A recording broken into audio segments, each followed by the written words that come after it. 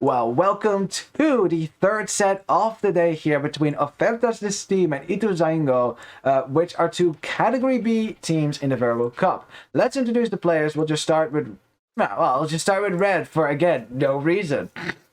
In the red, we have Joa playing, playing as the Vietnamese. Very nice. Immediately Xing where all the TCs from his opponents are, you know, a bit of a courtesy to his teammates. In the yellow, we got Danny Hardcore playing as the Burgundians. Ooh, interesting actually. Very interesting actually, because they also had Franks on their draft, so they decided not to go for Franks on the Arabia map, which is kind of a surprise. We'll see how that plays out for them. In the purple, we have Matt Damon. Matt Damon playing as the Ethiopians, but I'm gonna call him Matt Damon because that's more fun. Matt Damon playing as the Ethiopians. Anyway, on the other side, we got Pariser playing as the, or Paris Zer playing as the Chinese on Arabia. See, this was expected.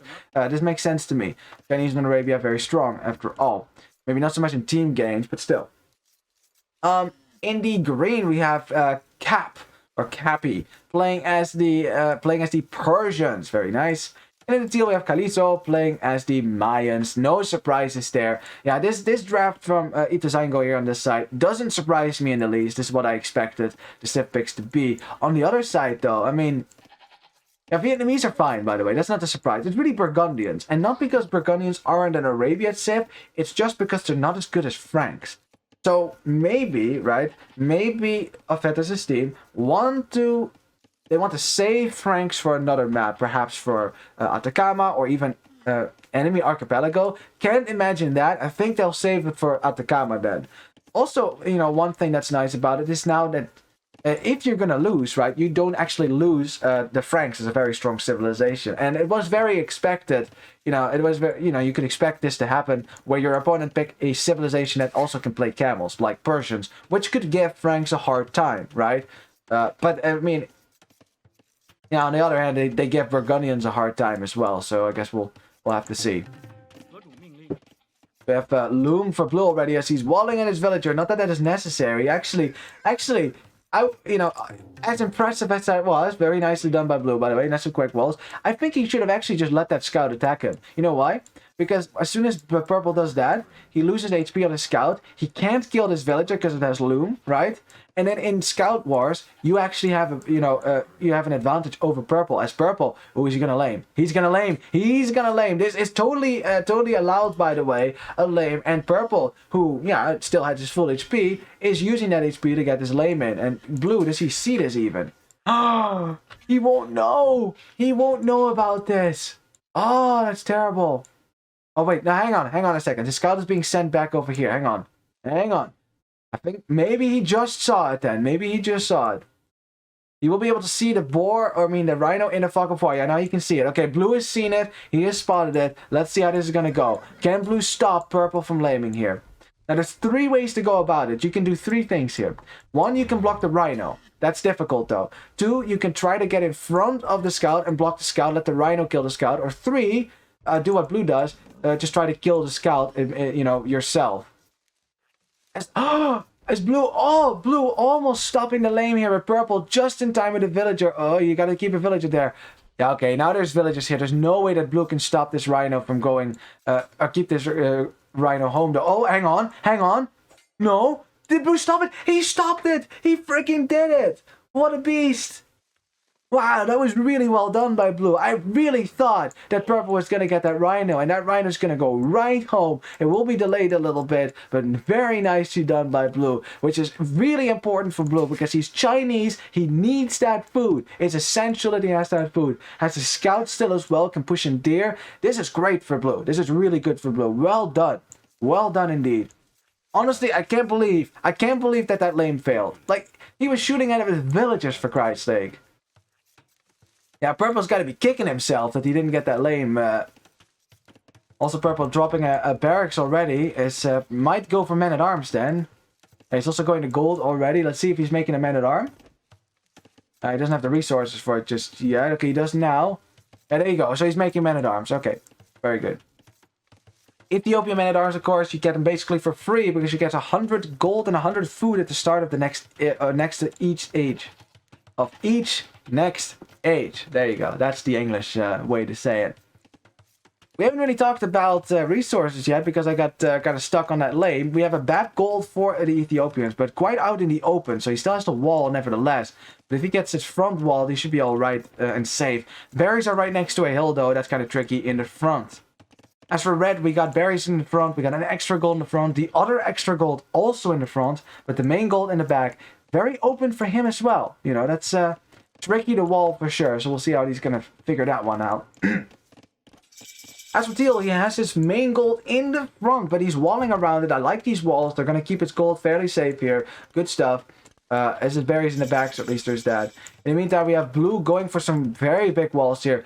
As Chinese, you might have to wall. I think because you're going to be delayed to the next stage, it is usually necessary for you to wall this. The problem is, as blue has already found out the hard way that his opponent is sending men-at-arms for, he's going to have to defend against men-at-arms here. He's not going to be able to keep his gold safe then, because it's forward, as I just was going to say.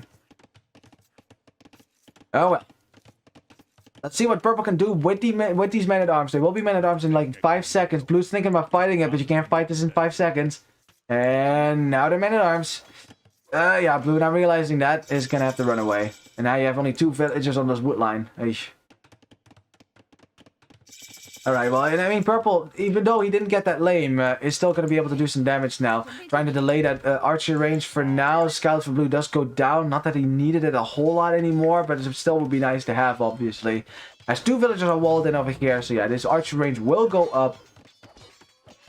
In the meantime, though, purple also didn't stop the walling of it happening. So in the end, blue is fine. Like, look at the walls. He committed to the walls.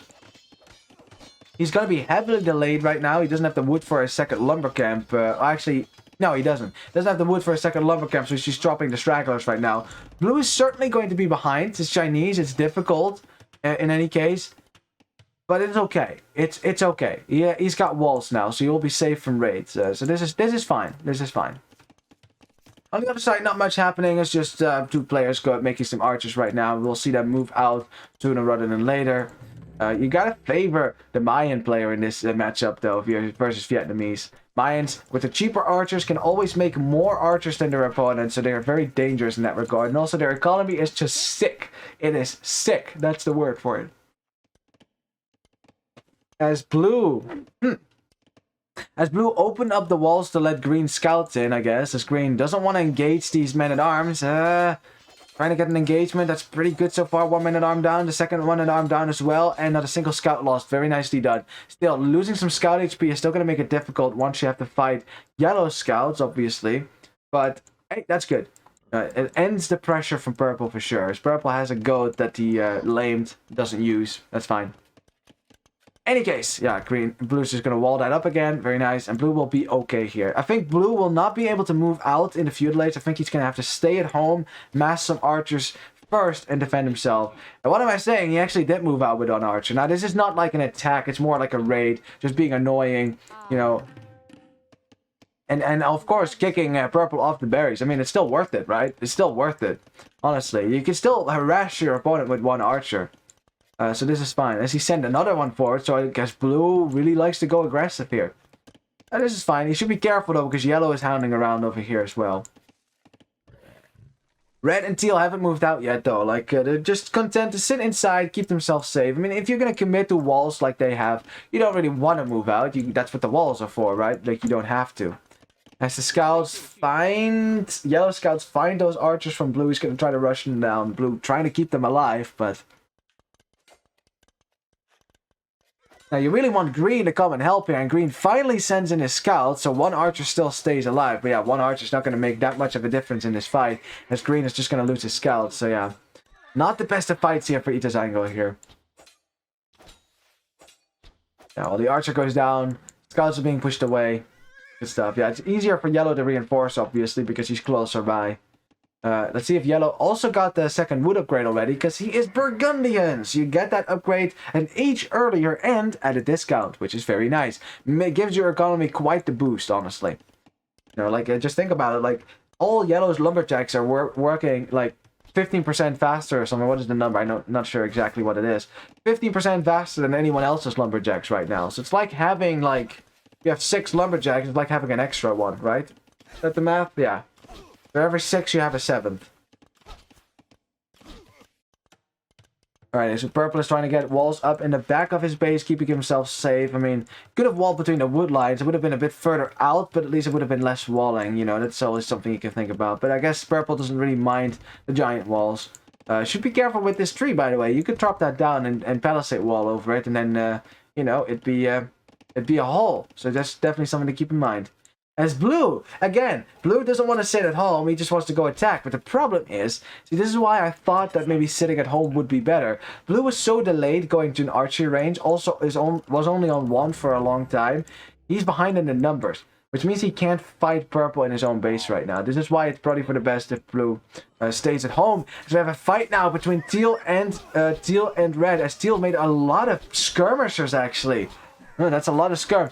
Is helping him kill red's archers though. The yellow scout has gone down. The scouts from yellow are still too far away to help really here. And red's army gets destroyed.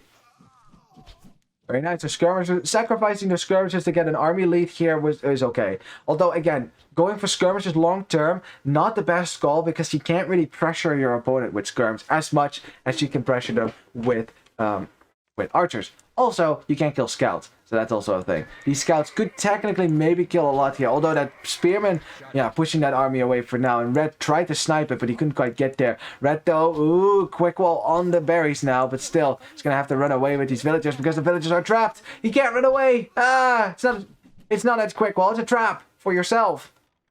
Oh well, I guess 2 villagers biting the dust here. Got the spearman tinking away at this blacksmith. That will take forever before they get that down, so as Yellow now engaging from the other side, Teal Spearman doing some damage and work over here. Yeah, they can't fight this. They can't fight this. Teal still holding on by himself here. With the skirmishers making this a lot more difficult. And the thing is, Yellow went up to the castle age, so there was a moment that he couldn't make any more scouts anymore. They have a fight on the left side as well, as blue and purple are kind of trading archers right now. Although purple seems to have gotten the better end of that engagement, sitting in a bit of a choke point right now as he kills the scouts for green. There you have it. So I guess purple in the end will be happy with this. Still the archer lead for him. Yeah, I think blue needs to be a bit more patient with his archers. Like, he keeps moving out and keeps losing mass because of that. Like, you're behind in the numbers. You need to kind of stay at home, keep yourself safe a little bit, move out as soon as you have the superiority, like Teal has on this side. Like, Teal has way more military on the field than red does, so he can actually be here. He can be here, be annoying. He should actually, like, maybe hit this wood line. That could be a good idea. It can be annoying, and yeah, that's something that blue can't do because blue is outmassed right now, as he's actually getting stone walls up in the meantime. I mean, if those go up, he will certainly keep himself a bit more safe, as purple is trying to break through on this side. Knights coming out though for green. Purple maybe overstaying his welcome, you know, because knights are no joke. Yeah, purple's running away, but yeah, blue ejects, and this is really good, really good. Although ejecting your archers just gives purple something to shoot at, so purple does get to kill a bunch of blue archers here. In the end, though, all the archers do go down. Very nicely done. Not too much of a loss for blue, I guess, in the end, but still, right? But still. Maybe next time just leave the knights to clear it up. They have +2. Those archers do nothing. They tickle the knights, honestly. So, you can just, instead of giving up some archers, you just let the knights do it. Alright, Cavalier coming in now for the Burgundian player. That's pretty much the technology that they kind of have to have in the castle age. Otherwise, their knights are weaker than everyone else's knights due to lacking bloodlines. Now, if you get Cavalier, you will actually get +2 attack on your knights as well, compared to other knights. So your Cavaliers are actually stronger than your opponent's knights, which is fairly nice. Now, of course, the Persian player could always add in some camels himself. So that's definitely a possibility, that is something that's possible. As we have a hole here. I think that's a hole. They could totally run in here. There's a hole over here, maybe. No, that's not a hole. That's not a hole, that one. It will be a hole in a second, though, if purple doesn't pull back his lumberjacks, which he's actually doing, so that's probably for the best. He's still being annoying, but it's not like he's doing that much damage. You know, like could have hit this wood line maybe, break through the walls here. I don't know. It's he's not doing too much over here right now. It's fine though. You know, being annoying for red. Although trying to run away though, because the Cavalier are here and green is not over here with his army right now. He's sending his knights, but it's gonna take a while before they make it here. So Teal, He's getting crossbow right now, but you're overstaying your welcome. That's a lot of cavalier. This is not scouts anymore. Okay, crossbow is in. Balkan arrow is not in, actually. He didn't click that upgrade. Instead, he's going for thumb ring. Oh, that's interesting. You think he thought he already got that one? He's getting the wood upgrade right now. Yeah, you definitely need the Balkan arrow as well. Yeah, so you outrange these skirmishers from red and also do more damage to the cavalier, which have +2. Okay, Balkan arrow coming in right now. Very good. Okay, blue again. Blue just refuses to sit at home. He has to move out. Now, in this case, he actually has a similar number of crossbows to purple. So it's alright, I guess. But still, right? It's also risky because your pocket isn't with you. Your pocket is on the other side. Which means if yellow at any point decides to send his military to the other side, suddenly, you're caught off guard, probably. As the lion goes down. Some knights that are... yeah, some free knights for red. Yeah, it's yellow.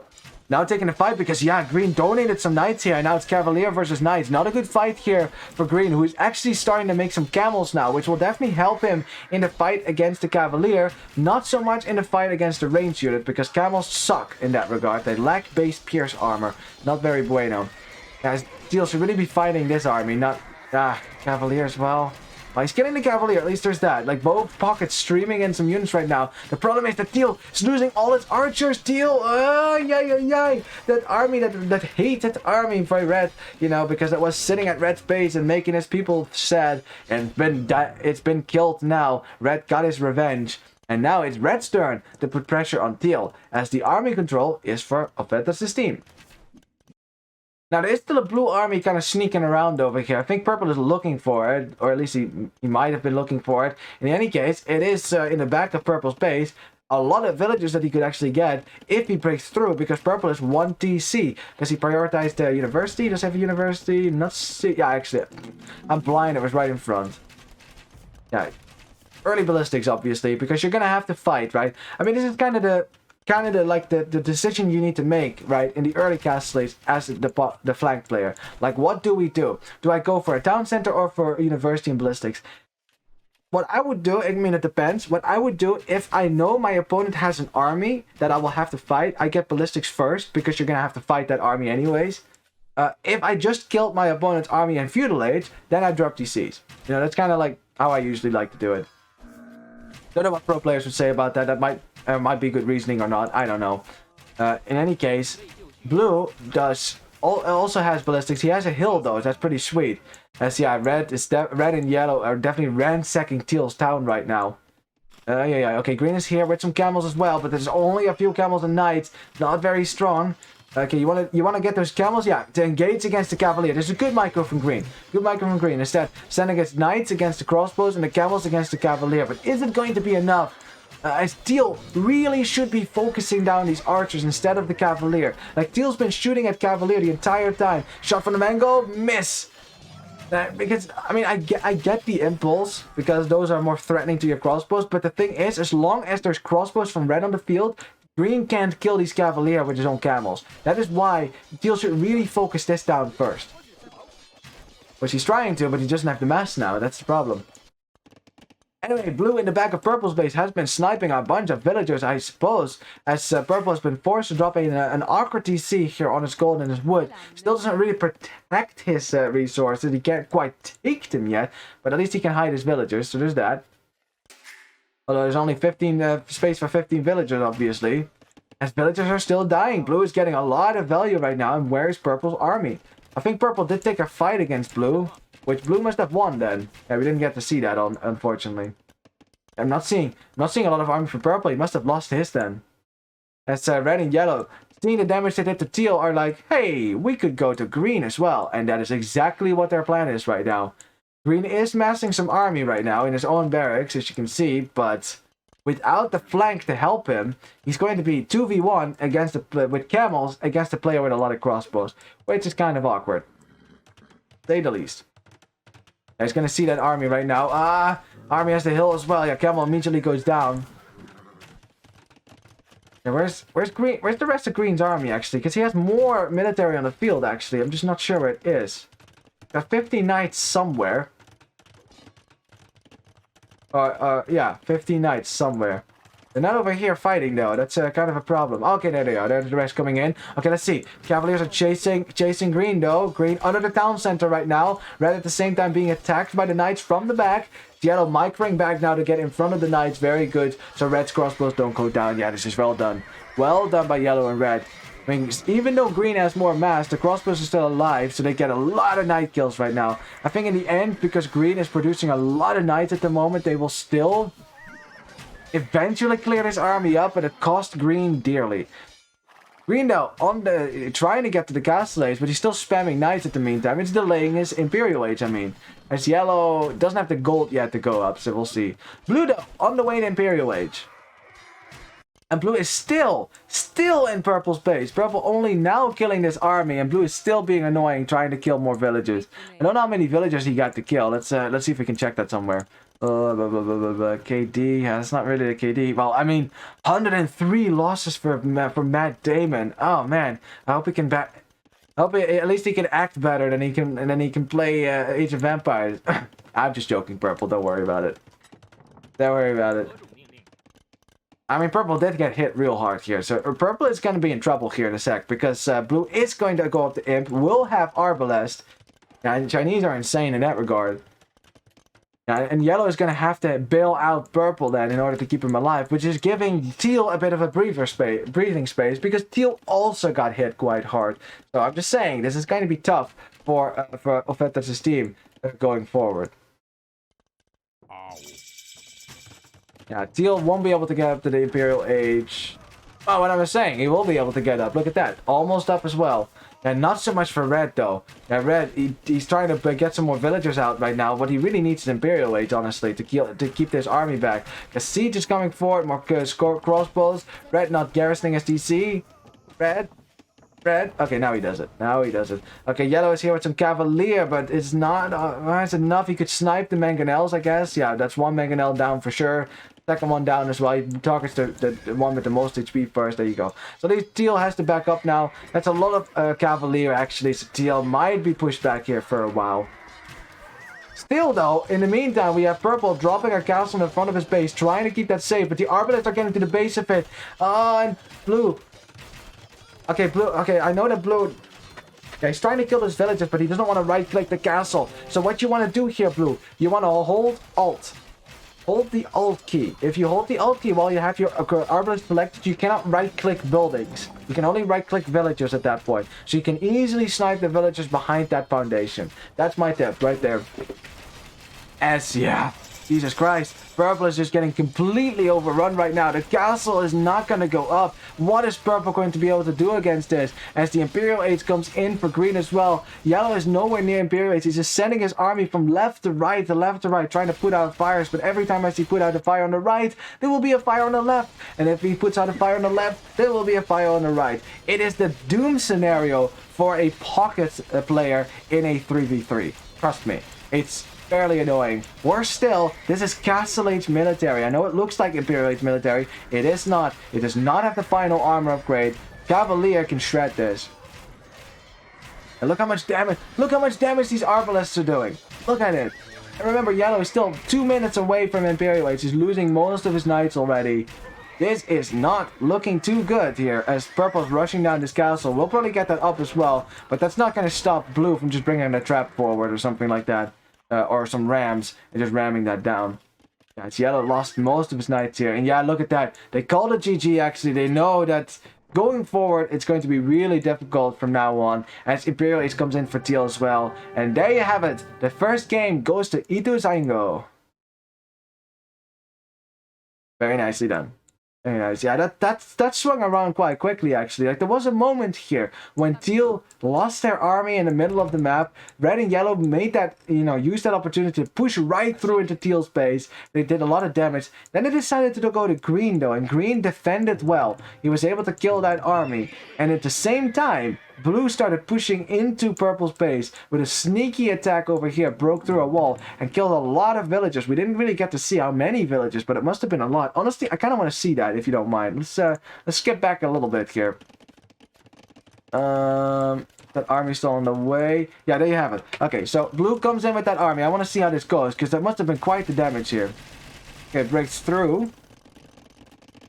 Let's see. Okay, purple immediately goes for a panic DC, obviously. As blue, yeah, just raiding around a little bit. Purple is losing his army. Okay, he lost his army to knights in the front. Okay, that's what happened. And he loses his army over here as well, and that's how we got in that situation. Alrighty then. There you have it. I just wanted to see that real quick. That was not good for purple, obviously. You know, he didn't lose as many villages as I thought. He just didn't have a whole lot of villas in the first place because he was only on one town center, so that makes a lot of sense. But nonetheless, it did put purple significantly behind blue. And then when blue shows up at Arbalest, purple, all he's got is a castle, and that's it. And that's not going to stay up forever because, of course, traps will be coming out sooner rather than later. At that point, it comes down to yellow and red, but yellow is going to have to spend all his time, you know, trying to keep purple alive, which means red needs to push on his own. And red is not in Imperial Age, but teal is. So yeah, that's why they called it GG, and it makes sense to me. Let's have a look at the statistics. Yeah, this tells you a lot as well. Look at the KD ratio for Ofertas' team. Not very good for the flank, so they were losing both sides as well. Yeah, so that's especially blue, like a lot of kills for him. That's really good, obviously. Looking good, you guys. A good economy here for green. Better than yellow's economy, actually, which is ironic because yellow is Burgundians. But of course, Persians are a great boom sieve as well. So yeah, it just looked like Ituzaingo was just a bit stronger here in this matchup. But not to worry, we still have a second and maybe even a third game for you, depending on how the next game goes, because Ofertas' team will be able to play on their home map. Oh yes. Which is, checks notes, let me see. Atacama, right, that's right. Atacama will be the home map. Oh boy, that should be a pretty aggressive map though. Like, that's what Atacama is. It's not a boom map for sure. Like, it's gonna be all about that wood control in the middle, as we will see right now. Oh wait, let me update the score real quick. Ituzaingo 1. There you have it. Yeah, why not? I mean, I made a scoreboard, might as well use it, right? There we go. Perfect. Let's go. Alrighty. There we go. Alright, welcome to the second match between Ituzaingo and Ofertas' team. It is 1-0 for the former team. And Ofertas' team has chosen this home map, Atacama, as their home map to try to contest you know, that score from Ituzaingo and maybe go for the reverse sweep. Of course, they first have to even it. You know, they even have to score here by getting a win on their home map. Because if they lose this map, they will, you know, they will lose the set as well. Now let's introduce the players of whose home map this is. That's the word. In the red, we have Hoa playing as the Byzantines. In the yellow, we got Dancy Hardcore. Is that the same player? Because there was also a hardcore player last time. Was it Dancy Hardcore? I guess, maybe so. Dancy Hardcore playing as the Franks. See, I expected to see Franks on Atacama now. Saving that strong civilization. You know, now that they didn't win Arabia, at least they get to have Franks on this map, which is fairly nice. In the purple, we have Matt Damon, but really Matt Damon, playing as the Portuguese. Ooh, interesting. Alrighty then. In the blue, we've got Pariser playing as the Japanese. Very good. In the green, we have Capes playing as the Kappa playing as the Berbers. And last but not least, we have Kalizo in the teal playing as the Lithuanians. Alrighty then. Interesting though, Lithuanians as the flank.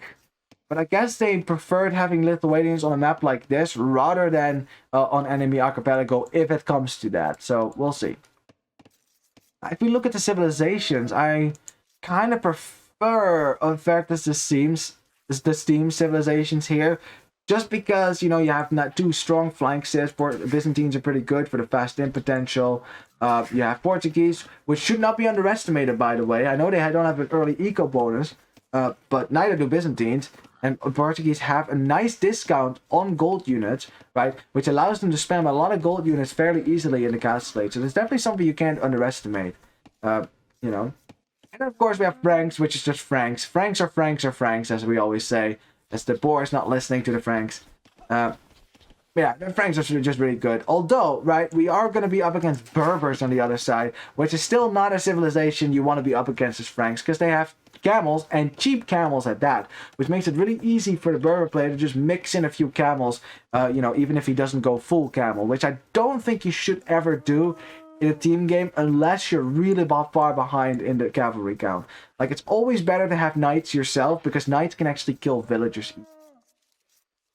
Alright, Japanese for blue, yeah, not really much to say about that. Japanese are fine. I mean, I figured we would see them on enemy archipelago again, if it comes to that. Because of the fish, that would have been nice. But, you know, this is fine. It's totally fine. And for teal Lithuanians, yeah, it's the flank. They're not a great flank civ, obviously, because they lack arbalest. They do have bracer, I think. Yeah, they do. You technically you get fully upgraded crossbows, but no arbalest for you, so there's that. Yeah, so it probably will be cavalry on this side as well, which will make it probably very enticing for the Byzantine player to just add in some halberdiers. At least that's what I would do, honestly. If I see a double stable on the other side for my opponent, going for some spearmen, pikemen, totally fine, right? If there's no archers to snipe them, why not? Now, we should probably talk about the map a little bit, but of course, you guys all know Atacama. It's in the normal map pool, obviously. Yeah, fun, right? It's a very fun map. You start out in the middle of nowhere. There's only tiny clumps of wood that you can take if you want to. Like, some players will do that. They will build a lumber camp, trying to get it as efficient as possible in 2 lumber clumps. But there's not a lot of wood there. You have to go to the middle where the real beefy wood lines are. But that's far away from your TC. It's all in the middle. And you'll see players start to fight over these wood lines sooner rather than later. Because the team that controls these wood lines is in a very good position to win the game. I mean, there's still some wood on the outside, but not enough to carry if your opponent just have all the wood in the world. And there's also some extra resources in the middle, as you can see. Not a whole lot, actually. It's only 1 gold pile. And that's nice for red, I guess. I guess that's red's gold for now. We have purple trying to delay blue a little bit from getting that barracks up, but it was too close to the TC, so purple ended up eating some TC fire here. Very nice. Now, so what is the strategy on this map? I think in Atacama, aggression is usually the best way to go, because it's so open and the wood line are so like your wood control is so precarious. Going for aggressive scouts, you know, archer shenanigans, tower rushes is usually the meta on this map. That's usually how this map is played, which makes civilizations like Magyar super strong on this map because they have that extra attack bonus on their scouts, right? Which allows you to go for a very dangerous scout rush. So yeah. Yeah, players also will be walling in their wood lines a little bit, you know, to keep the scouts out, obviously. But as soon as archers or towers show up, then that's not going to save you anymore. And I wonder if we're going to get to see some tower rushes here. This is definitely possible. I mean, I'm thinking Japanese player could probably go for some towers. If you ever upgrade those to Yasama towers, that would be very strong. You could certainly control the wood lines with those. That's still far away, though.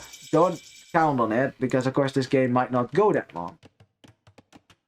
As you see, most players, yeah, making their way up to the feudal age. Looks like later feudal times for Ofertas' team here, prioritizing that extra villager first. That's fine, of course. Now, you gotta remember also that Lithuanians, for example, have that extra food, allowing them to get scouts out faster than anyone else. Yeah, the first scout's already going forward for Kaliso here. Good stuff. And of course, Berbers, yeah, pretty fast uptime as well. Scouts are coming out. Yeah, it's going to be scouts on this side. What is the Japanese player going to do? We'll see in a second. Purple is dropping on archery range. Yeah, blue is not on. Yeah, see that? Oh, he is on gold. Never mind. Okay, it's going to be archers for him as well. Archers for blue as well. That makes sense. We'll be surprised if he didn't do that. We got a stable for yellow, obviously. What is red going to do? Red is making a...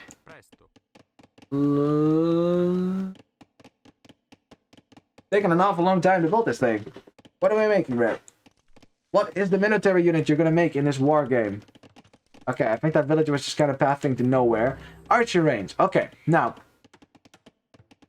It's going to be double scout on this side now. Which means that you probably need to have add some spearmen here. Because you're going to be overwhelmed in the scout numbers fairly easily. As we have... Wow, okay, we have Japanese militia actually making it into... Japanese men-at-arms even making it into the mining camp. And... Blue! Oh, blue, he right-clicked the mining camp. He probably thinks he's attacking the villagers. You can totally wall this in now. Oh, would have been cool. Trap them right in that space. That would have been awesome.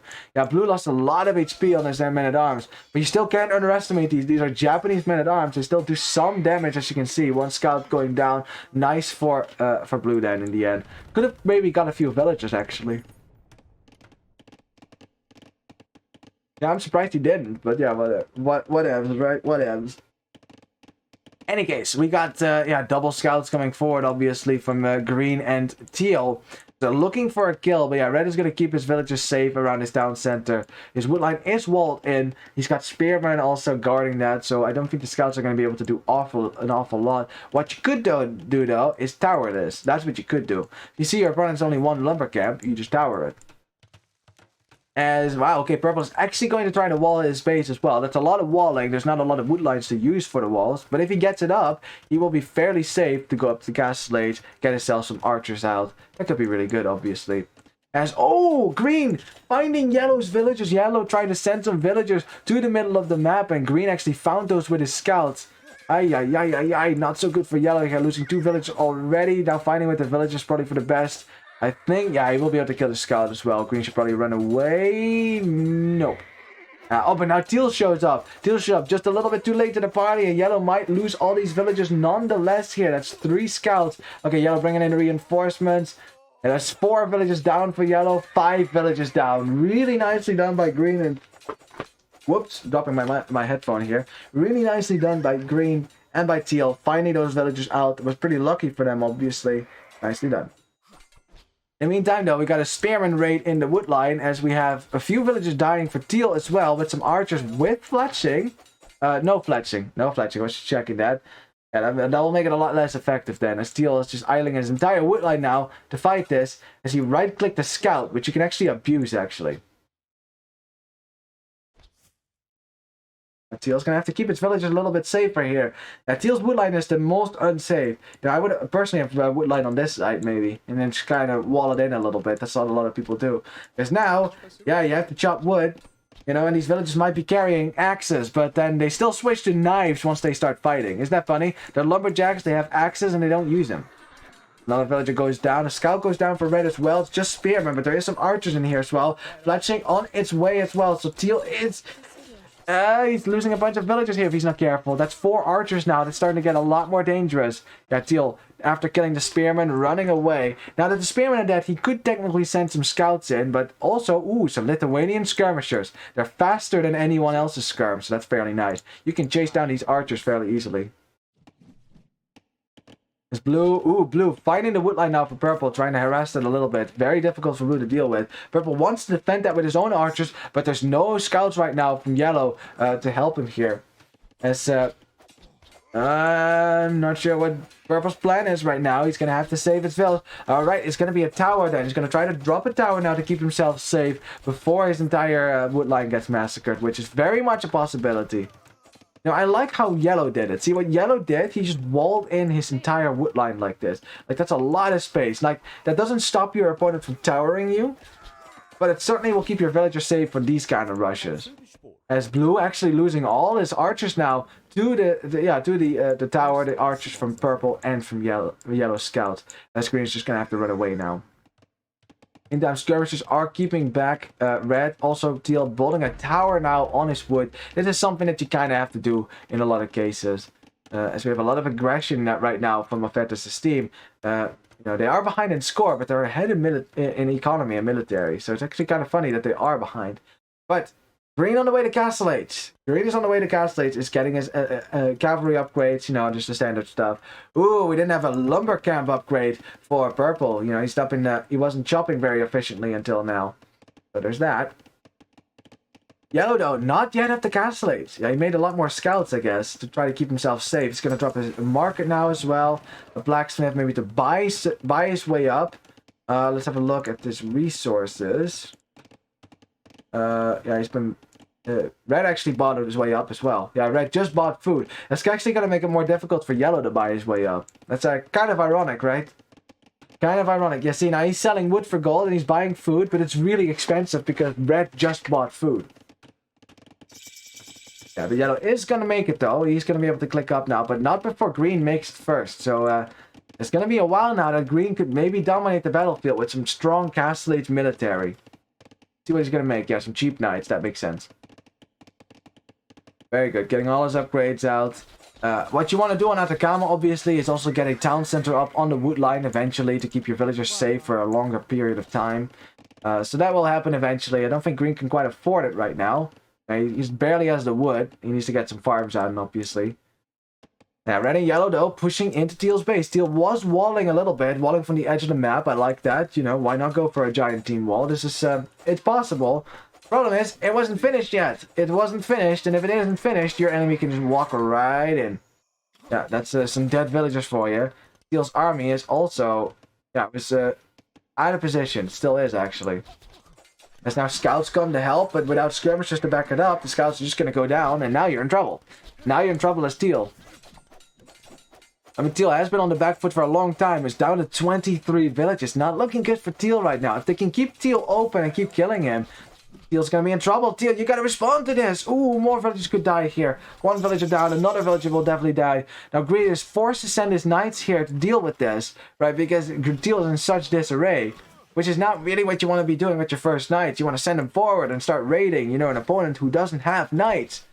But Green has to. He has to be right here. As Red is going to be really annoying, sitting at choke point. He can't kill these knights. They have +2. There's no way he kill these. But he can certainly delay them, distract them, keep them here for a while. Because these knights are not running into Red's economy right now. Giving Red some time to get crossbows out. Oh, whoops. And keep himself a little bit more safe. Yellow also in the castle age now will be able to make some knights. It will just be knight for now, which is, yeah, that's good. Purple, though, also on the way to Castle Age is almost there. The only one who's behind is Teal, and that's going to be the weak link on their side now. It all comes back to this frickin' wood line. Like, this wood line is awful. Yeah, he's even going to move it now, because there's a tower here from Red, which is going to make that more difficult to chop over here. The Teal's on the back foot now. The Teal is going to just have to try to boom back into the game a little bit. Maybe get some, quick wall. Green wasn't paying attention. Oh, Red running away with his villagers, though. Green knew exactly where to go. The gold from Red. That's a good place to hit here. We have some knights on defensive stands, I guess. They're not attacking anything. So, there you have it. Yeah, Red. There's the garrisoning. It's DC shooting the knights. Very nicely done. Got some knights going to the right as well from Green to support Blue coming forward. And this is the moment for Ituzaingo to strike. They have more military in the field right now than Ofertas' team. They can certainly push forward, especially Purple is a very, you know, very tempting target. Just made it to the castle stage as well. Has 19 crossbows, but Blue has 21. So that's better for Blue. In the meantime, we got a little bit of an engagement here between Knights. Which is, it's easier for Yellow to reinforce, but Green has more numbers here. Look at that, more HP as well. So it's very close with that the extra few Knights. Helping a lot, though. Helping a lot. And yeah, Yellow is going to lose this fight in the end. Although, yeah, he's going to lose this fight. Hard to tell the two colors apart, honestly, but still. Only barely, though. Only barely. It's not like these Knights from Green are going to be able to raid, like, significantly. As, Yellow, in the end, although he lost the fight, can stream in more Knights, so in the end, we'll clear that out. As Teal still trying to wall off the sides to keep himself a little bit safe, which he will eventually succeed in, but still. We have Purple fighting on his own right now, 2v1 against Green and Blue. Yeah, if the Knights are there... Ah, but Blue wasn't there! Ooh, a bit of a lack of communication here between Green and Blue. The army should have stick together here, so that Green attacks while Blue attacks as well, making it really difficult for Purple to attack, to defend himself against Blue. Red actually sending an army to the back here, and Blue is saying, yo, we need to attack over here, we need to pressure. Kill this wood line here. So there's only wood, we gotta kill it. In the meantime, though, we got Yellow and Red attacking, well, trying to go for an attack on Teal right now. He's trying to wall behind. There's a hole. Oh, it looked like a tree. It looked like a tree, but there's a hole, and the Knights get in. Disaster for Teal. He has no defense against this. Just made it to Castle Age. Has to get this town center up. Oh, but they can totally deny that. Totally deny that. Oh, this is really bad. Meantime, we have green putting some pressure on yellow. I mean, blue's still running away, but if this down center gets denied, that's really... That's bad. That's half teal's economy right here. Yellow gets denied here. Oh no! Disaster! Oh, the villagers! That one freaking hole! Oh my god. That is so tilting. Teal down to 14 villagers. Is that the GG moment? Is that the GG moment? I mean, green had more military in the field than yellow. He's still raiding yellow at the same time. But if teal is this dead, this much dead, 15 villagers only, you're always going to be on the back foot here, on the left here. There's always going to be crossbow knight versus knight for green now. And if purple can also hold blue back, which he's doing right now, you know, he's chasing this army in the meantime, still holding blue's army at bay on this side. There's no significant damage against purple. They're in trouble. They're in so much trouble. I mean, you know that Ituzaingo, they're probably going to try, right? They're going to try and play here. But they're definitely on the back foot now. They're 30 villagers behind. They're actually behind in military as well. There's some pikemen here that are being very annoying. Pikemen that you could snipe with, say, crossbows. Not going to be on this side, though. And this is just what red should be doing. Going forward, just make pikemen and crossbows start pushing into green space. Like, that's what he should be doing right now. Because there's no way that green can counter that. Because blue will have his hands full on the right, trying to kill purple. It's, oh boy, teal got some knights out, sending pretty much, again, half his economy. Half of half, I guess. Setting his economy to try to get this town center up. That's 18 villagers only. That's not bueno. Now, the TC will go up. There's no army from red to contest that for now. You know, red probably backing up after losing his raiding army. This is fine, but still, the damage has been done. But they're on the back foot now. This is the time where Ofertas' team get to make a choice. Either, right, they could go for an aggressive castle drop. That may be indeed what Byzantine player is planning for here.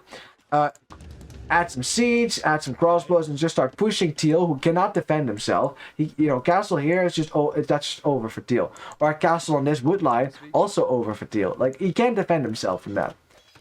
They could also boom. They could also do that. And it looks like red wants to go for a defensive castle. That's fine. That's totally fine. Like, again, they have choices right now. They have options. They don't have to be aggressive. They don't have to take a lot of risks right now.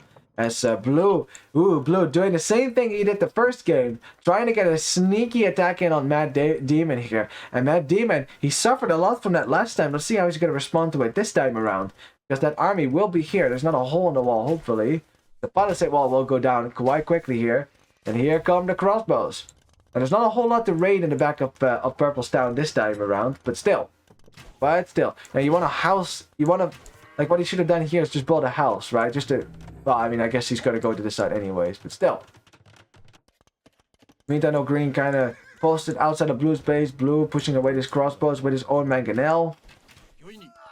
And still, this is still very dangerous. Blue was very effective in his crossbows last game. Can he repeat that trick this time around as well? Though there is a tower now for purple pushing that away. So again, not too much that can be done over here. So we have a fight in the middle here under a DC for... What is that? Whose DC is that? That's blue's DC, actually. As green is losing a lot of knights right now. Way more knights from the Frank player in the meantime. Green trying to get some knights out. He's even making camels now. And the reason for that is that he just is so far behind in the cavalry numbers. In the meantime, we have yellow helping against blue. Doesn't quite have the numbers to kill this army, but he's weakening it for sure. As green is dropping a panic castle on his wood line right now, as town centers might even start to go down. Mangonel coming in the back though. Blue did see that, sending in the knights from yellow. Yeah, yellow's gonna snipe that. There you go. Yeah, blue trying to get an attack round. Did hit, but in the end, Mangonel does go down. This is rough. This is really rough. In the meantime, remember, we have a siege push now from red as teal's trying to get some knights out, but without economy, you cannot possibly make knights. Like, this is why it's so difficult for pockets, right, if they get raided. If they lose a lot of villagers, you're screwed as the pocket. Like, at least the flank can still technically get archers out because they're cheaper. Knights still way too expensive. You lose your vill count, you're screwed as the pocket. You're not going to be able to get a lot of knights out. Long term, at least. The green is dropping some towers here, trying to keep this crossbow army out. Now, blue wasn't able to do a whole lot of damage in purple space this time around. It's yeah, green is finally getting rid of the last knights from yellow here, but red on the way to imp. On the way is an imp right now. Arbalest in a second, and that's not something that teal can hold. Like, he will most certainly die to this then. A castle now on the wood line as well. You could have even placed that a bit closer to the DC if you wanted to. Yellow is here with some knights as well. Yellow is not going to get up to Imperial Age. He's just spamming knights right now, which is that's fine. That's fine. They have control right now. You can certainly extend that with more military. Like I said, you had choices, right? You would need to commit to one, of course, boom or make military. But if you boom, you give your opponents a chance to get back into this game. Something that you just know that Ituzaingo, they will try to do that, obviously. Purple is running to the back of blue's base with his crossbows. Maybe a bit of revenge, who knows? As yellow is raiding the wood lines right now for green. Ay, ay, ay, ay, ay. Running into Teal's down. Yeah, Teal's still down to 26 villagers. He's got nothing. He's got absolutely nothing. He's making a few knights here, but it's not going to help you. There's pikemen here. There's arbalists here. There's just no freaking way.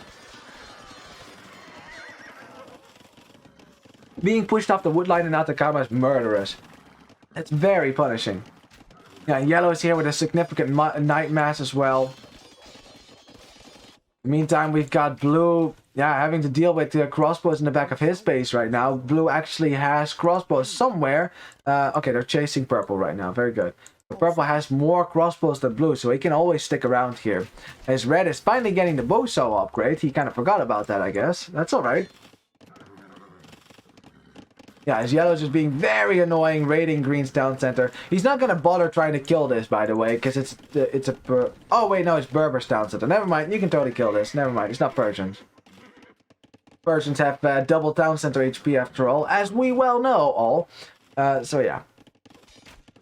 Yeah, is there a way back for Ituzaingo? I mean, teal is pretty much dead. It is a 2v3. Can green and blue do it? I mean, blue is going up to imp right now. In the meantime, we have a fight in the back here as green and blue are trying to clear up purple's army. And purple's trying his best to micro back here. He's killing a lot of knights in the meantime. Can they do it though? As blue walks away? Well, blue, why did you walk away? Because now purple still gets to kill a bunch of knights here. Like, it would go a lot faster if blue is here shooting, because purple just keeps walking, keeps shooting. Okay, now he gives up on it. He's like, this army is dead now. Still, that's a lot of knights that are going down here, maybe unnecessarily too. Castle going up now from yellow in the wood lines from blue as well. And more wood line control is being taken away from Ituzaingo right now, and that is a huge problem. This is a push that they cannot stop right now. No Imperial Age yet for green. Might not even get there, honestly. So you have Imperial Age now coming in from purple, who is going to be able to defend himself against blue. Still has a bit of an army here. I think this is going to go to game 3. Yeah, I think this is going to go to game 3. This is my prediction for sure. Like, I just don't see... I don't see how you come back from this position right now. Like, one player completely dead. The other players being pushed off a wood right now. On Atacama, that is pretty much a death blow right there. Especially for someone like blue who needs wood to make arbalest. You know, he's got his wood banked up, but it's not gonna be enough here. More and more traps coming out. We have Imperial Age coming in from green. At least there is that. He needs Imperial Age because he needs to be able to get some Cavalier out with full armor upgrades to fight against these arbalests, but this is going to be in time because red is not going to wait for that. He's not going to wait for that. And green, tell me, okay, he got the Imperial Age upgrade in the back of his base. I was scared there for a second, especially when trebuchets are rolling up to your next DC. Oh man, okay, yellow hasn't clicked up the Imperial Age yet, but still, he has a lot of knights, so it's okay. As Teal, no, Teal was trying to go for the reboom. No, it's so mean, Teal. Ah, God, the massacre. Ay, ay, ay, ay, ay. And that is 12 villagers dead again. Ah, poor Teal. The castle just goes down. Yeah, there's no stopping this push right now. There's just no stopping this push. You know, like, green is almost forced to fight here, and before upgrades come in, and that is a huge problem as well. In the meantime, purple is just slowly Slowly building his Arbalest army. You know, he can definitely match what blue is doing. And if he can match, if it's a stalemate on the top side, that is not a good sign for blue and green, because that's pretty much it. In 2 minutes, yellow will also be in the Imperial Age. Will have extra HP on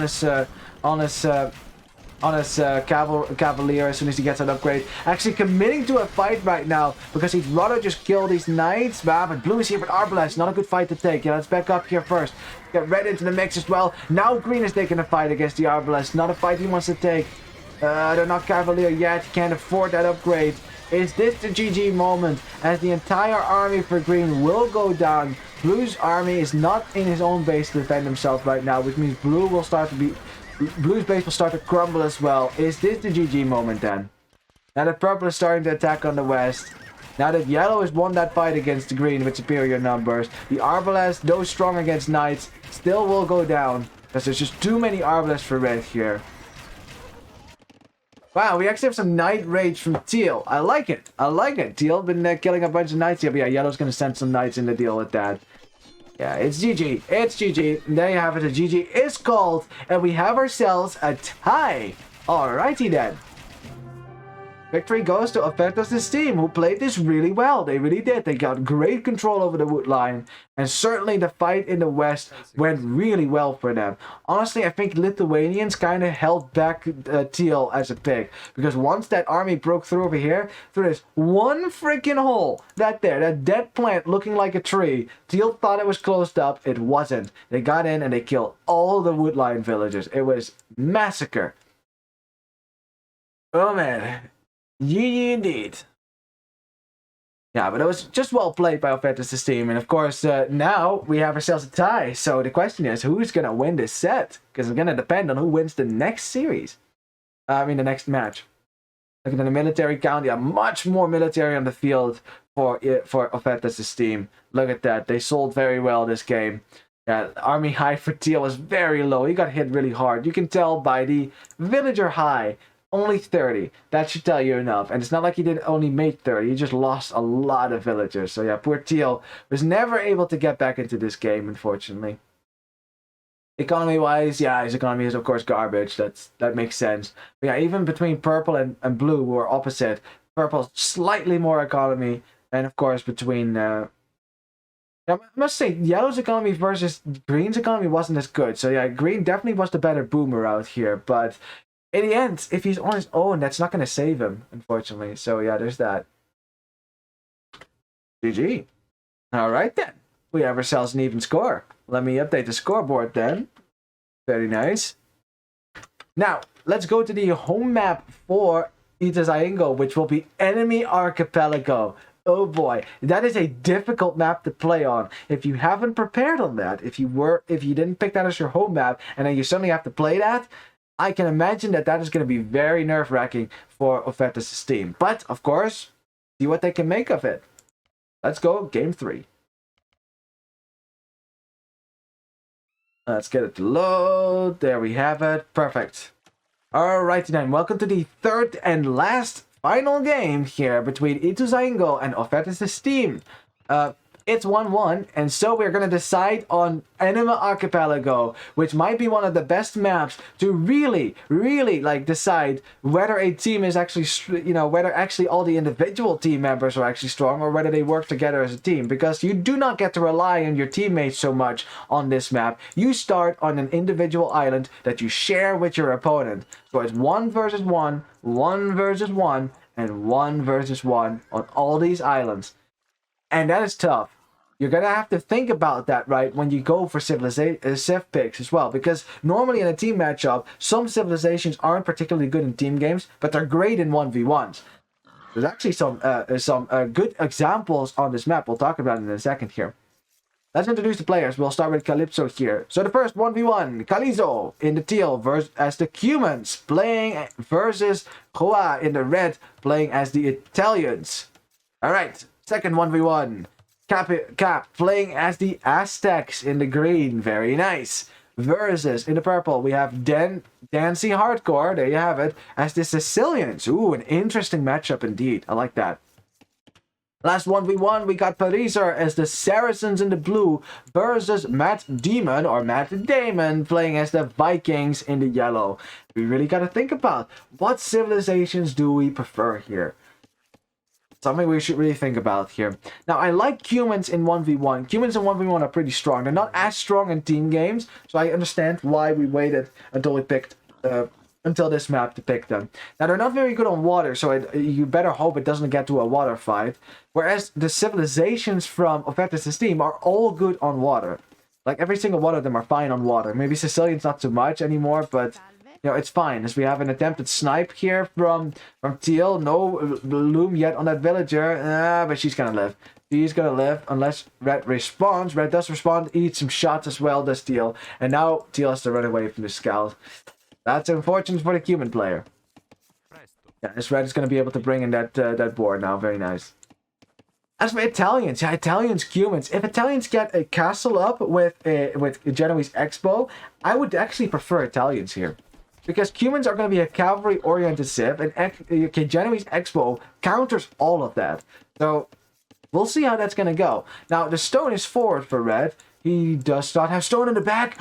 Ooh, big deal. Look at the stones. They're all forward. Which means that if he wants to get a castle up, it's really difficult to get there, because you'll have to control the map first against a more mobile player.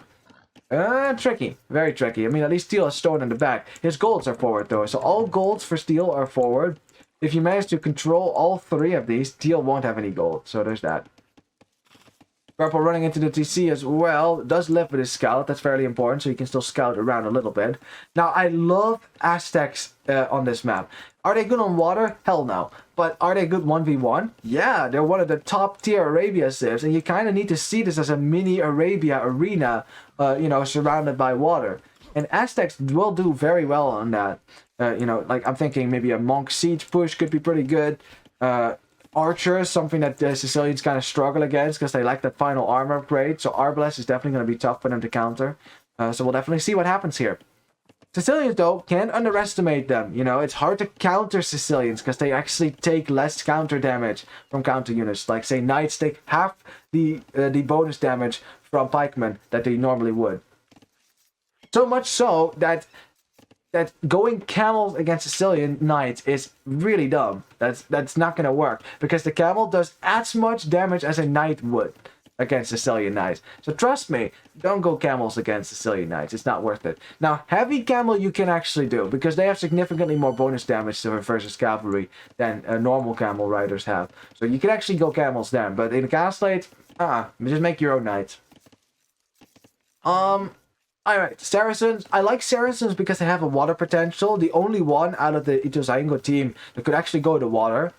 You might actually choose to do that. You know, you wall up, you try to defend yourself as much as you can, and maybe go to water. Something that the Vikings player might even think about. On land, though, Saracens versus Vikings. I mean, Saracens have the better archers, the more open tech tree, but Vikings have the better economy. So, guess we'll see. I guess we will see.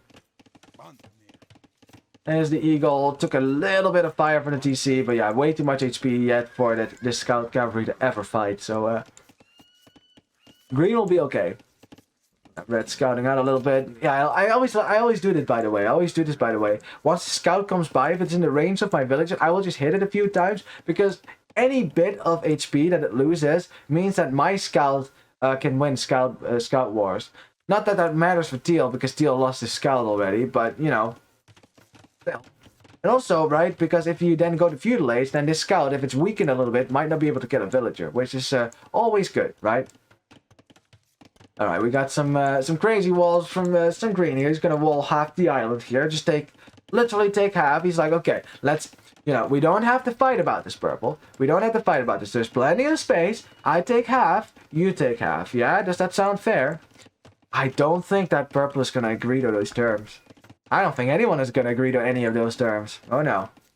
So, now we got to talk about what is the strategy here on Enemy Archipelago. Because it is 3 1v1s, but there is a lot of fish out here. So how do you get to it? Like, is it worth to dock? Like, not a single player here has docked. Not a single player here has docked. I think you should dock nonetheless. I think you should always dock, right? invest in like 4 fishing ships to start fishing, because that extra fish is going to help you get up faster, right? Then whether you go to water or not, that's another question.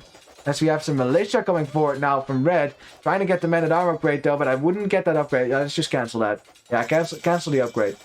There you go. Very good, red. As red manages to get 2 villagers now. One more hit, boop, there you go.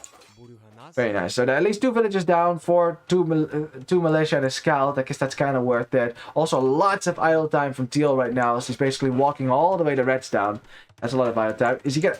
Wow, he's gonna drop a second town center right now, right in front of Red's town. I don't know about that one.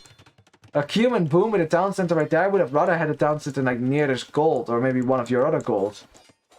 Maybe this one. Like a town center right here would have been really nice. I mean, it will go up, probably. But still, right? But still. We got a man-at-arms rush as well from green, as he actually got through purple's walls. And he's starting to break into purple's lumber camp. But yeah, purple repairing, idling his villages a little bit, but that's fine. As purple is making scouts right now. Very nice. Oh, also a tower rush from the Aztec player. I like this a lot. This is really devastating in a map like this, because you do not have any space to expand to. Like, look where purple could go. He could go right here. He's got some wood lines in the back, but that's kind of it. He starts losing the front of his base. There's only so much space that you can go to. Same for red if he loses this, as red is actually fighting with villagers right now. Town center will go up though. Yeah, will go up. Yeah, red. Yeah, you should have committed earlier with your villages if you wanted to stop that. Could have stopped it maybe if he Vil rushed it, but yeah. Now the town center will go up. It doesn't threaten red whatsoever, but it's just annoying because of course Teal can make 2 villages at the same time now. Imagine if Teal had also gotten fish. He would have had the food to actually make those 2 town centers work. I'm just saying, I think not docking on this map is a mistake. I think you should always try to dock. Like, even if you lose your fish, it still helps you early on. I think that's worth it. You know, and like, because, I mean, in the end, it doesn't matter because no player did it. But the thing on Enemy Archipelago, it's so strong, right?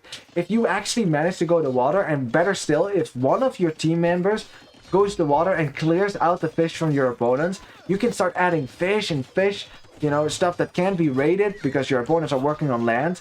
I saw that work really nicely last Saturday when one team chose this map. So I think it was Topus only does A actually who did that. So yeah, just that's just some things that I see about how to play this map. As green is actually going to get those crazy walls up while still putting pressure on purple. And yeah, he has the stone from purple as well. Does purple have some back stone? Uh-oh, he doesn't. Oh, he doesn't have stone. Oh, that sucks. Where's the stone? He doesn't have any. Oh, well, that's unfair. I thought you were supposed to spawn 2 stone mines for everyone. Let's see. Now, green has got so much more space. He got stone in the back. I guess this is technically purple stone then. It's so far away you could never go there. Okay, hide the villagers, hide the villagers. Yeah, it's walled in right now, so you can't hide the villagers. The fight with the vills right now. Spearman here is going to make this difficult though. Yeah, purple's going to have to back up. Yeah, tower is mostly annoying at this point. It's fine. Purple's okay. What about yellow pushing into blue space? Yeah, blue walling to the TC very nicely. He's going to keep that out. He's dropping a market as Saracens. That makes sense. You want to get that extra bonus. There's even going to stonewall a little bit. Good stuff. You can even buy your way up to the next stage. Although, he actually could click up right now. There you have it. Yeah, so blue, first to get on the way. He actually bought some food very nicely. Good stuff. This purple is keeping the spearmen out for now. But the spearmen doing a lot of damage right here. A lot of damage. But remember, these are Sicilian scouts. They don't actually die to spearmen as hard as they would. Nevertheless, though, they have no bonus defense against archers. Yeah, purple is going to have to run away now. And looks like the next tower is going to come up now. And that tower will go up on... next wood line? On the gold? What's the plan here? And more archers being brought forward now for some more military control. Good stuff. In the meantime, though, human player with some towers as well. I like the aggression, though. He's not really making villagers from all these town centers. So I'm not sure how useful building that town center was. But, oh, man. I think, honestly, as the human player, you know what you could do in this situation? Add siege. Yes! Yes! Yes! Just as I said that. There you go. Teal thinking about it as well. Add some battering rams. You have battering rams in the feudal age. There's literally nothing that Red could do about that if he doesn't make any melee units. As Red is going up the castle age. But is he going to get there? Ooh. Oh man, enemy archipelago got too many fans. It was our home map too. Well, I mean, if you guys play as good as the other Topos Unidos team does, then it should be fine, man. I mean, I'm liking it so far. It's chaotic. There's lots to look at. It's hard actually to keep track of what's happening because there's so much stuff happening on all sides. If Purple tries to get a tower up, or a dungeon, I mean.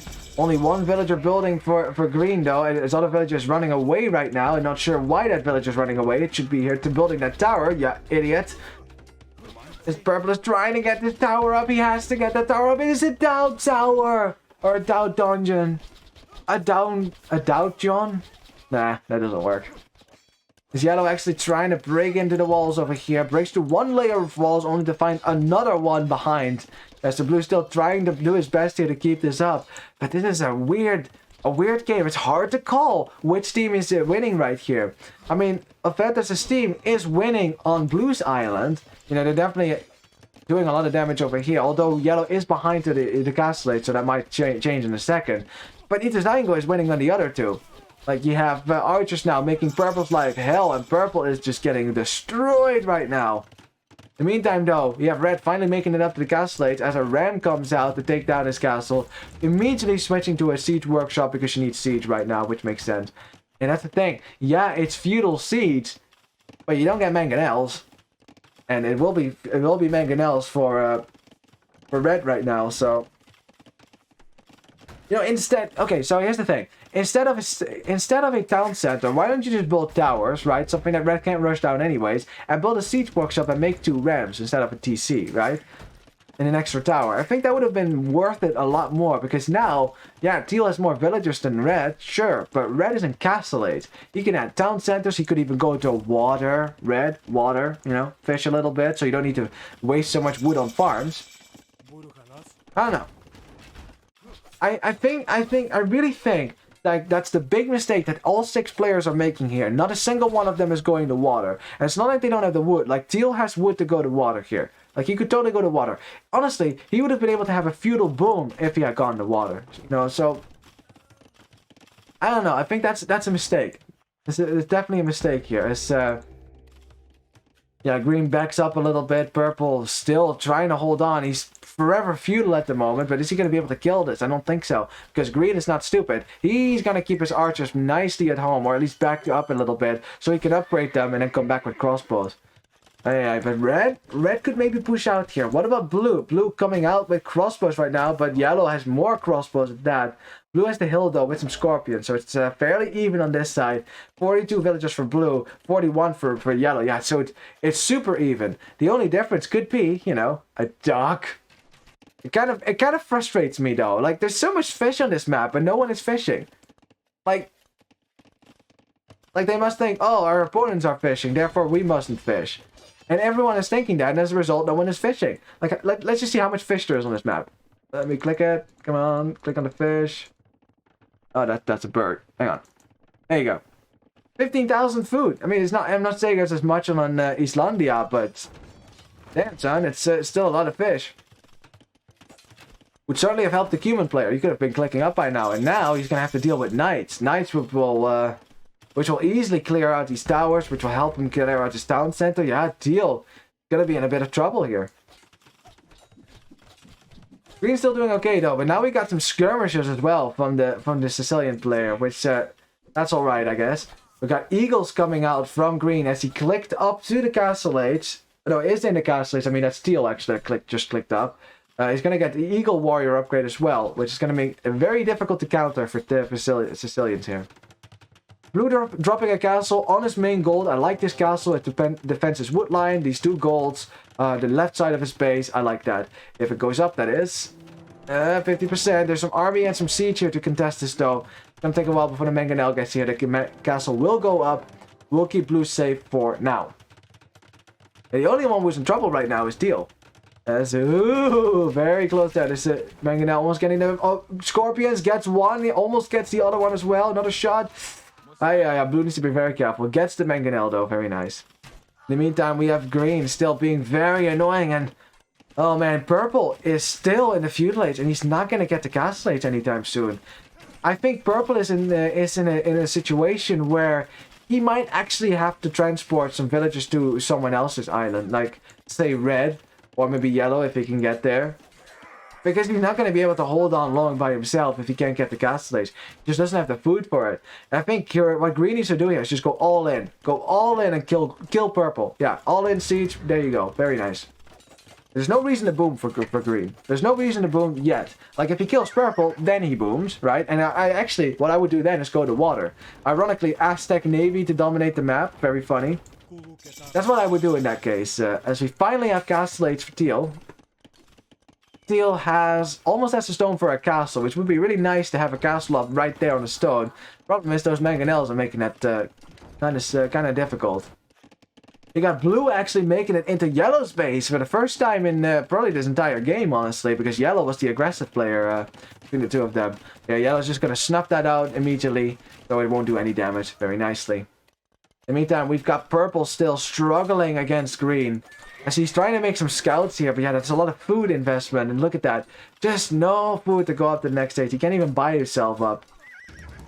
He's going to have to keep himself as safe as he can, but it's going to be tough. Red, in the meantime, slowly chipping away at the defenses from Teal, but Teal is making some camels right now to try to even out the fights a little bit. Meantime, we have yellow still trying to push in on the east side of blue's base, who stonewalled the heck out of that side, that's for sure. Very nice then, as the barracks might go down. And the castle, of course, it stops the pressure from that side, but it doesn't stop the pressure from the right, I mean. Steel sending in the camels right now. Camel doing a lot of work right here. Red actually not expecting maybe to see some military here. Making knights right now. I think what you want to make here is pikemen. Yeah, remember, this is a 1v1. You do not have to go for gold units anymore here. You can also go for trash. That's fine. And now, I see that Teal, with the pressure that he's putting on red right now, with the camels, using that opportunity to get a castle up. That's really good play from Teal. That's exactly what I said. I'm waiting for the right moment here. Just when red is struggling to keep Teal at bay, might actually get that castle up. There you go. There's no way to stop that anymore for red. That's really well done by Teal. Because now red's hopes of expanding to the middle are dashed, and Teal will control that middle for a longer time. Alright, well here comes the mangonel finally from purple. You need to keep that mangonel up, of course. Yeah, kill that scout, obviously. Yeah, you just have to kill the town center. Once the town center is down, what does purple do? What does purple do? He's at 30 villagers, nowhere near castle age. All that purple can do is just hold on as long as he can and distract the green as long as he can, so green can't go to water. That's pretty much it. There's not much else that purple can do. He decisively lost his 1v1 for now.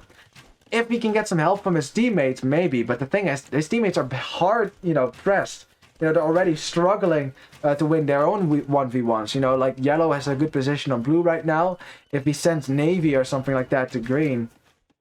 It's green transports crossbows into yellow's base. This is really good. Oh, man. Oh, wow. Purple actually has a lot of wood. Oh, and a lot of gold as well. Yeah, make a market and buy a way up. Jeez. Come on, purple. I guess he likes to play it hardcore, feudal age against castle age, as he's very busy, just trying to keep this DC up for now. And I love this, by the way. I love this.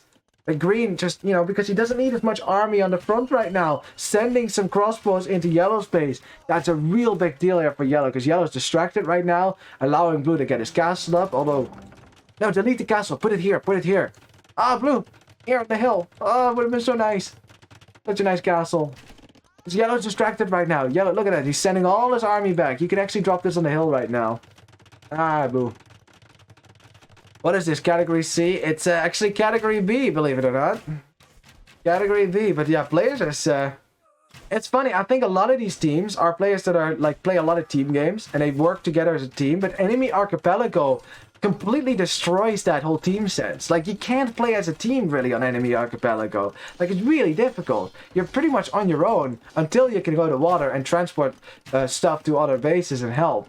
And Steel finds a way into the back of the Italian base here. And we'll find some villagers to kill on this side. Nice house wall, though. Nice house wall. The gold is safe, but not in the wood line. Not in the wood line. So villagers will die over here. Still nicely done. Yeah, red sending his crossbows back to deal with that. Also loving the step lands. So then, oh, the GG is called. The GG is called. They don't think that they can do it anymore. Red is not winning his 1v1. Purple is dead. And now that green is starting to send military into yellow space, he knows he's not going to be able to push through here before Imperial Age. G to the G. Ituzaingo taking the game. Yeah, I said that right. Taking the game and therefore the series. Yeah, very well done though. I mean, it's honestly, I mean, teal getting this castle up was critical because it stopped red from pushing back, and now you have to deal with capped rams. Yeah, so this castle was critical, but mostly green here, pushing into purple space with those towers. Purple not getting his tower up, losing a lot of villas in the process, not being able to go to castle age, not buying his way up perhaps. Yeah, seriously, like that was critical, because now that green won his side, he can control this island and just start transporting reinforcements to blue. So even though blue was indeed going to be in trouble because yellow was just about to get up to imp here, that doesn't mean that like, even if yellow still runs over blue, I still think in the end that's better for Ituzaingo, because they will be able to kill red quite quickly probably, and then it's just yellow, and that's not going to be enough. You know, Vikings are OP on water, but 3v1 on water is still very difficult to win. Yeah, well, really well done by the teams though, and I think Enemy Archipelago is a difficult map to play. It really is. So it's difficult for sure.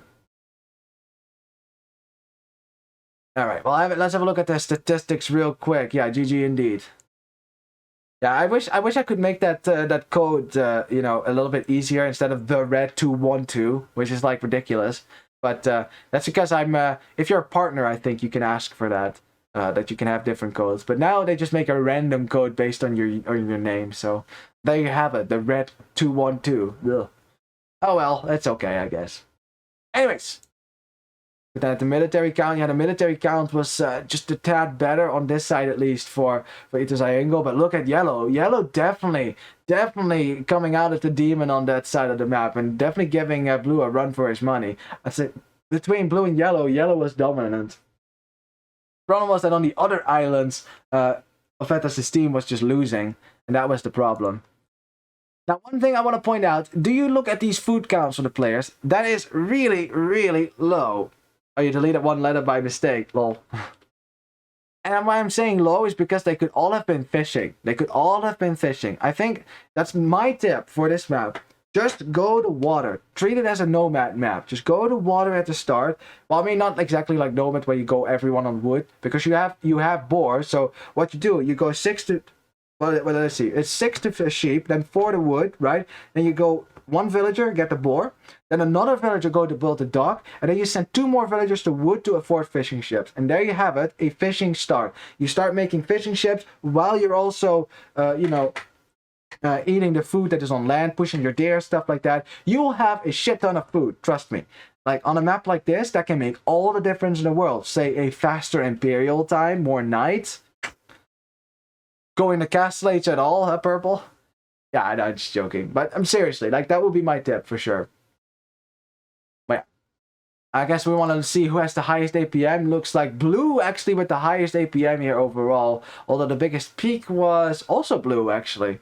135. That's very good then. Very good. But yeah.